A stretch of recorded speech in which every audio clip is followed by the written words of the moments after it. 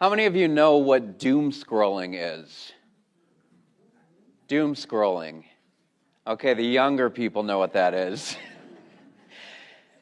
The older people might be a little bit more familiar with channel surfing, where you just keep flipping and there's nothing good on TV, so you flip and you flip and you flip.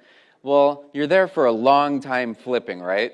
And kids too, when we're doom scrolling, I'll include myself with that, you just scroll and you scroll and you scroll, and before you know it, an hour's gone by.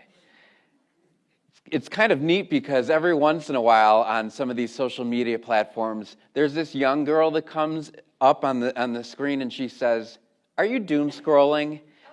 And it kind of just like helps you check in and realize like, yeah, I am doom scrolling. They call it doom scrolling for a reason as well. With social media, what they've discovered, so there's these algorithms that they do. They try to find the perfect videos for you that's watching. And they've also tried to find videos that you will stay on and interact with and share. What they've discovered is that videos that entice strong emotions, people are more likely to spend time with. And the number one strong emotion for us is anger. And so videos that trigger anger in us will be fed to our timeline. So that's why they call it doom scrolling, because we see these things and we just get more upset, and more upset, and more upset. If you are a person that watches TV, this might be the news for you. That's doom scrolling, okay? I was talking to some other priests about confession sometimes, and we feel like saying sometimes just like, stop watching the news. Like you are, it's the people are, we're so angry because we're watching the news nonstop and we're doom scrolling. And sometimes we do this even in our own minds. We just doom scroll, right? We think about all the bad things or all the things that upset us or all the things that cause us anger or the things that cause us fear. We doom scroll in our own minds. And we need something to break that chain. We need someone to ask us every once in a while, are you doom scrolling? And that's actually our conscience. That every once in a while our conscience will kind of break through and we'll think like, am I right now? Am I doom scrolling? The antidote for doom scrolling is hope. St.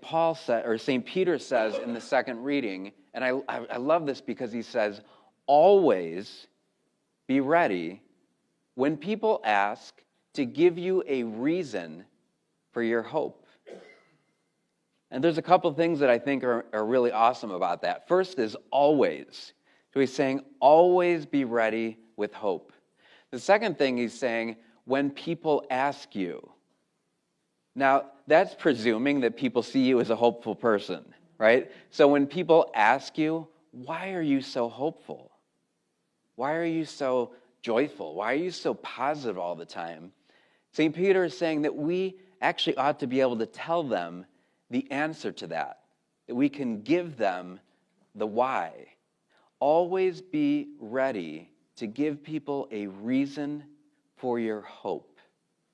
The third thing is, what is hope? What is hope? I think of an acronym, H.O.P.E, for this. So hope is something that springs eternal. But for the first H, I was thinking about this, is happiness. That God actually wants us to be happy people.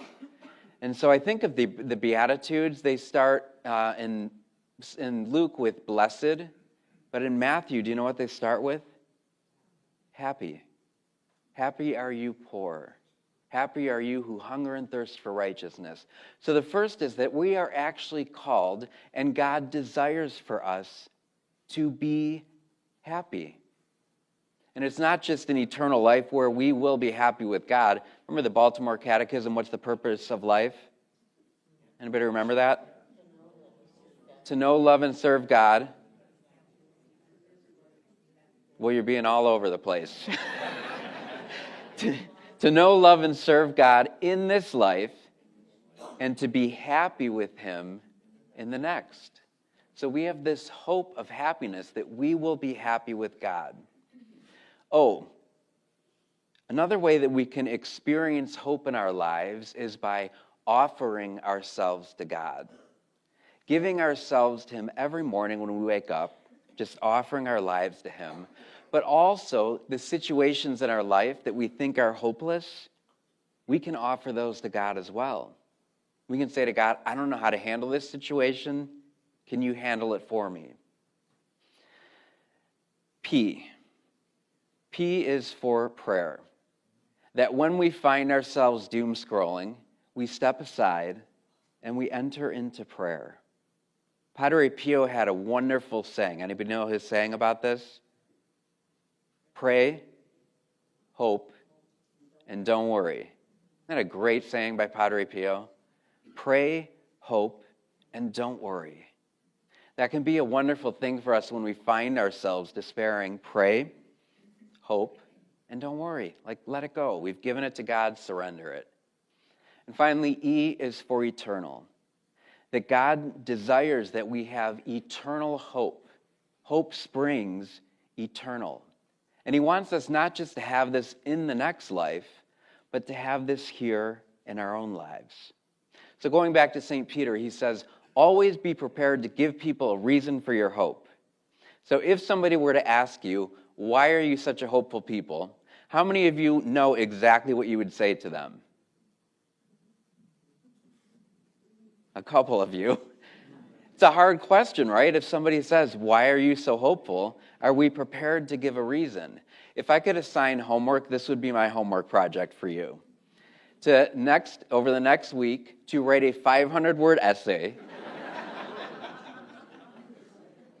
on the reason that you could give if somebody were to ask you for your hope. Now, I would never ask my students to do something I didn't do, right? So the last week I've been meditating on this.